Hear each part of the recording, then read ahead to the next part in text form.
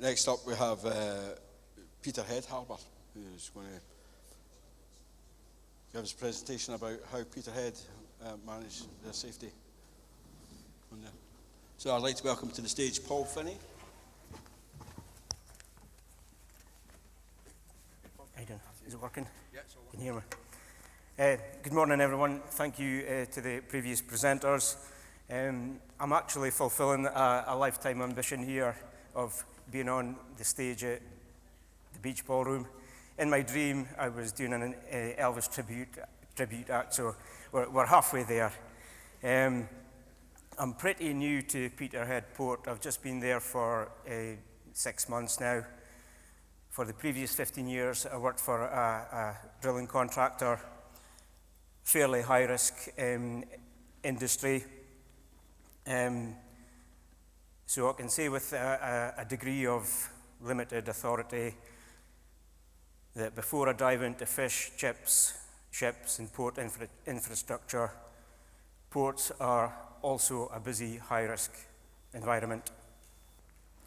At any given moment on Peterhead quayside, there could be confined space entry, there could be working at height, hot work, lifting operations, cranes, forklifts, trucks driving around. So there's a lot of stuff going on in a port which presents various different risks.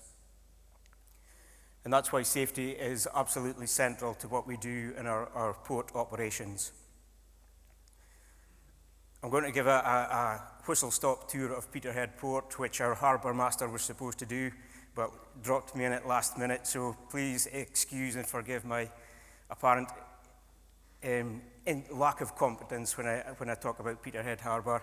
And then I'm going to talk about some events that have happened, not Peterhead Port events, but things that have happened across the harbour in the short time that I've been there, which just highlights the risks that are prevalent in the port industry.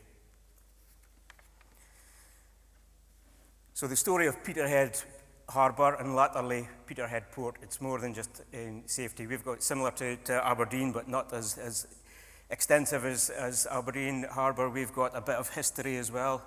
Peterhead Harbour has been around for close to 400 years, or over 400 years. It started with Port Henry in 1593. Back then, there were no cranes, no dredgers, certainly no high-vis. It was all just muscle, stone, and probably quite a lot of grumbling and moaning, similar to what goes on today. And then over the centuries, we've had great engineers like Thomas Telford, John Rennie, improving and expanding the harbour.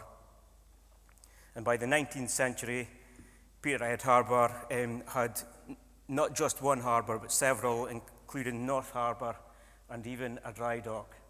And you can see from this photo that Peterhead occasionally does get sunny days as well. Looking fast forward into today, Peterhead isn't just a harbour, it's a 24/7, 365-day-a-year operation with all-weather berths. We don't have as much quayside as Aberdeen Harbour. We've got 3 kilometres of quayside, some of which have water depth of up to 14 metres. We've got 4 main areas, the Port Henry Basin and the North Harbour, up at the top of the picture there, and then the South Harbour and the bay itself in the centre of that picture. It's often called Europe's largest fishing port, which is the case, but it's not all that we do in Peterhead. We do support agriculture, energy industry, and even leisure. The Peterhead Bay Marina in the centre there, which is actually a pretty cool place. But it is true, we land a lot of fish. In 2024 alone, 223,000 tonnes of fish were landed at Peterhead, which is worth around £265 million. It's a lot of fish suppers. In fact, it's around 1 million a day. So there is a lot of good fish suppers coming out of Peterhead. Stepping inside the fish market itself, I came straight from there this morning. There's an audit going on. That's why I'm dressed a bit like a tramp compared to the previous presenters. It's one of the largest fish markets in the UK. On average, there's around 5,000 boxes of fish coming in and being sold and going out of there each day. There's a state-of-the-art extension there that was opened by, at the time, Prince Charles in 2018. Today, auctions are still shout auctions with Peterhead accents echoing through that chilled room every morning. But much like other markets across the UK and Europe, we're in the process of changing from a shout market to an electronic auction. So we've came through a very challenging consultation period with the fishing merchants, and preparations are underway for that e-auction to go live early next year. There's still definitely a few old hands in the market who would prefer the one haddock, two haddock sold option, but that's going early next year.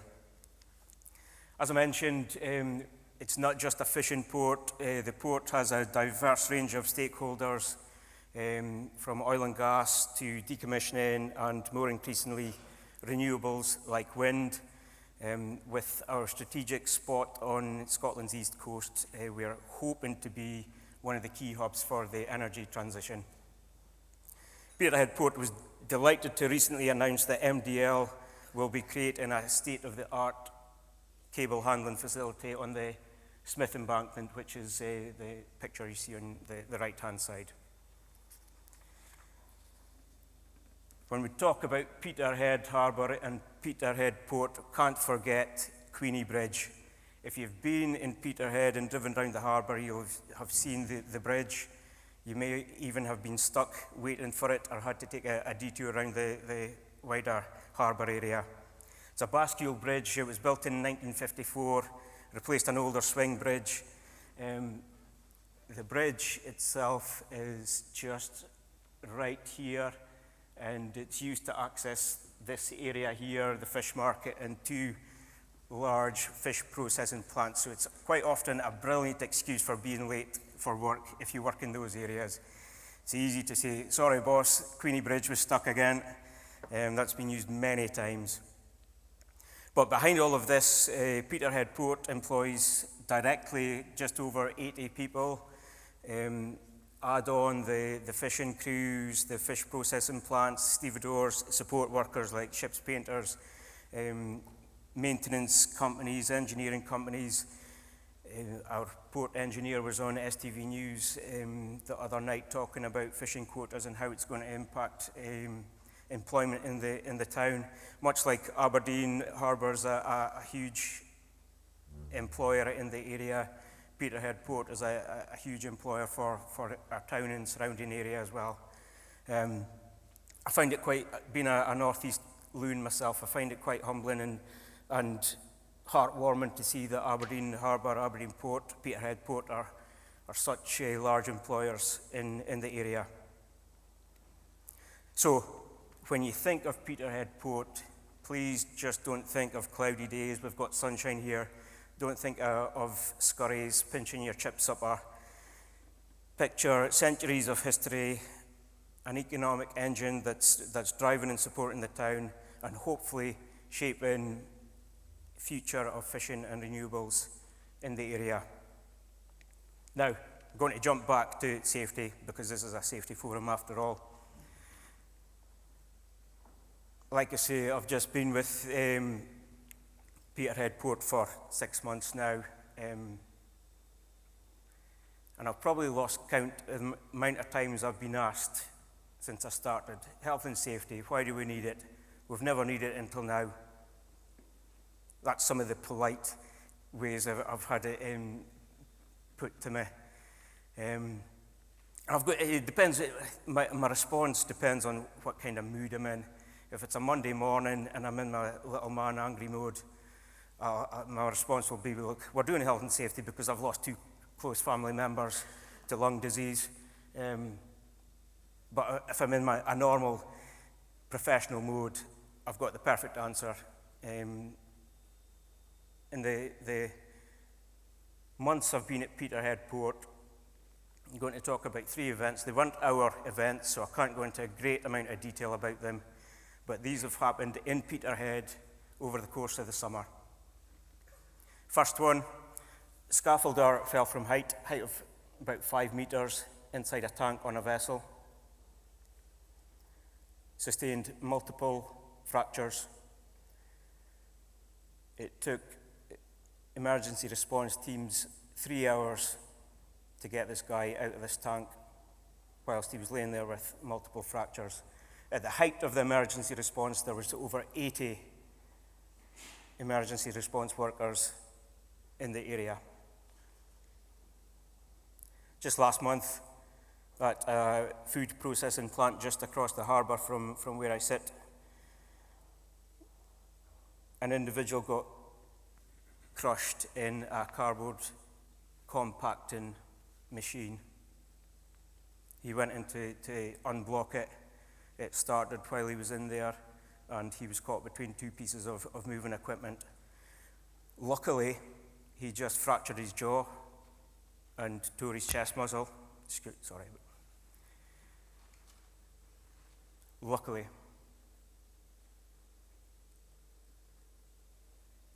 Earlier in the summer, there was a fall from height on a ship's painter up a mast, fell from a height, sustained an open fracture, collarbone.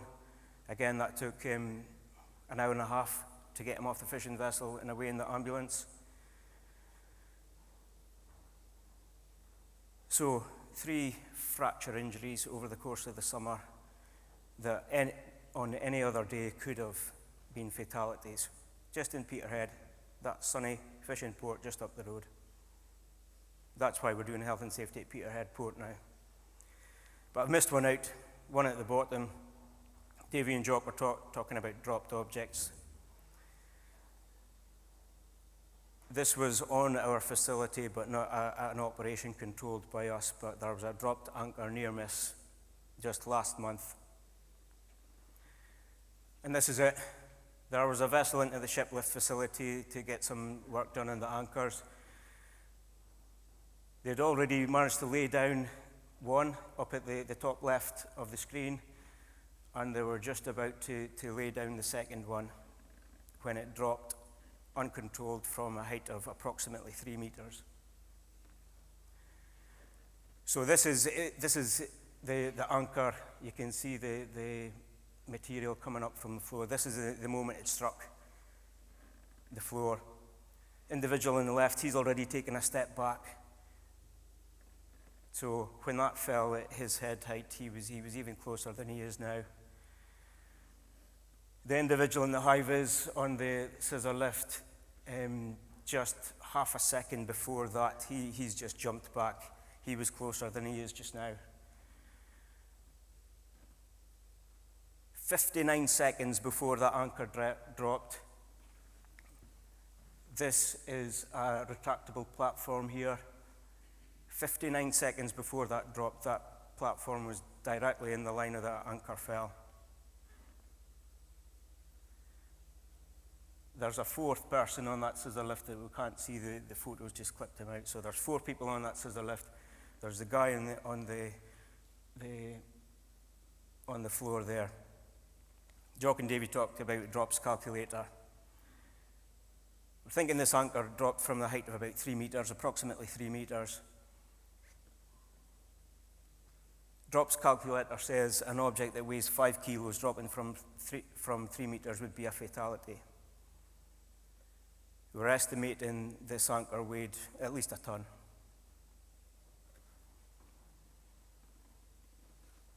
So absolutely 1 potential fatality there. Worst case, we're probably looking at 5 potential fatalities. So when I go back to Peterhead and somebody asks me why we're doing health and safety at Peterhead Port now, that's why.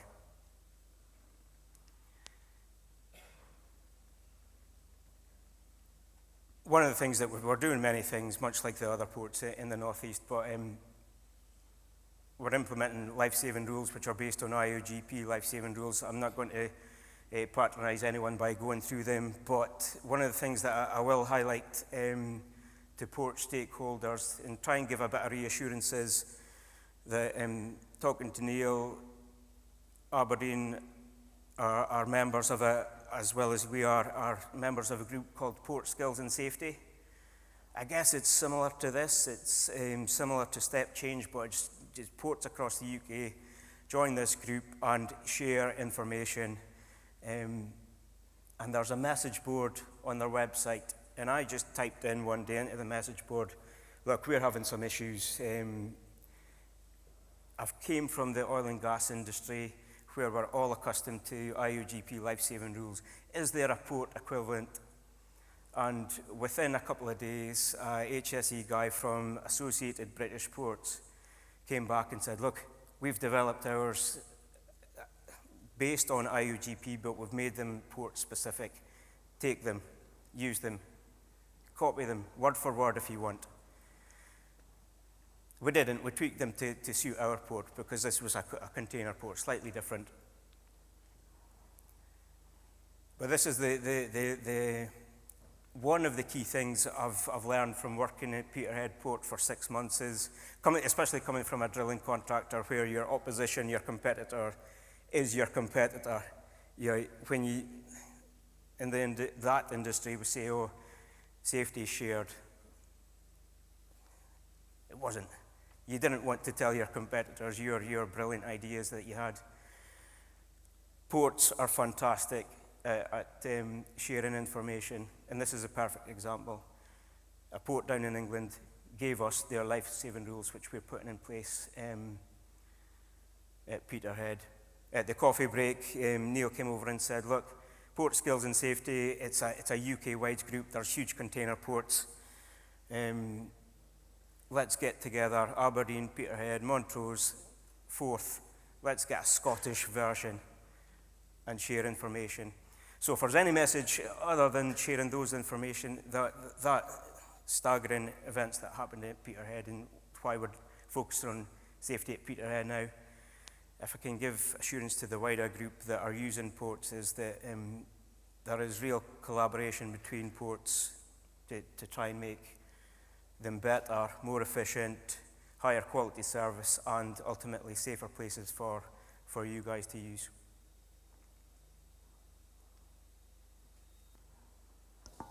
And that was all I had.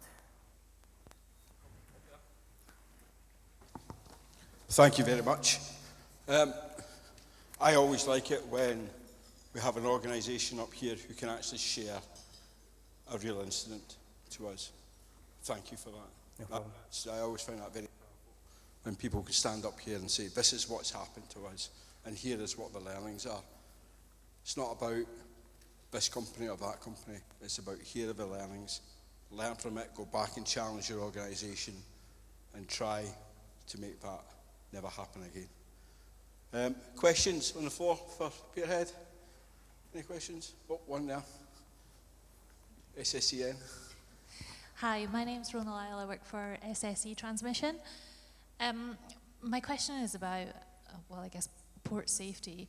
I was recently in port, I'll not say which one, and witnessed 3 individuals jumping from the quayside onto a vessel. And my question really is, what would you do as a port authority to ensure that these rules are communicated and the people visiting your port understand what your safety expectations are? And I think it goes both ways, not just for your transient vessels that come in, but also some of your core trawler vessels, for example, your key users. Thank you. I was going to guess, was this a fishing vessel that they were jumping from? It's probably one of the biggest challenges we have at a port like Peterhead. And I try and put myself in their position, and they've just came back from being out in the North Sea and I don't know how many meter waves, doing what they have to do, coming back into a port, and then they've got someone like me telling them to wear a life jacket. It's a huge challenge that we need to, we're trying to get the message across. Some vessel operators are more receptive to it. others are just won't take it on at all. But all we can keep doing is share our message. Each vessel, each port user gets sent our port rules and expectations. It's just asking them to try and commit to it. It's just an ongoing daily challenge that we'll have. That industry in particular is probably the most challenging one that we will have to try and win over. I guess we find that sounds terrible this, but the financial penalty way is the most effective way of dealing with that industry. But having clear expectations, I think coming as a reasonably fresh set of eyes coming into Peterhead Port, I think having clear expectations and communicating them in a way that the end user understands, I think is a big thing. Historically, probably one of the areas where we needed to improve was just sending out paper documents, 20 pages long of expectations and rules. The reality is that certain industries aren't going to sit and read 20 pages of expectations. So I guess tailoring how we communicate to different end users is one of the key learnings, I would say. Okay. Any further questions for Peterhead? I don't think I called it Peterhead once in that entire time, so that's a win for me. Thank you very much. Thank you very much. Thank you.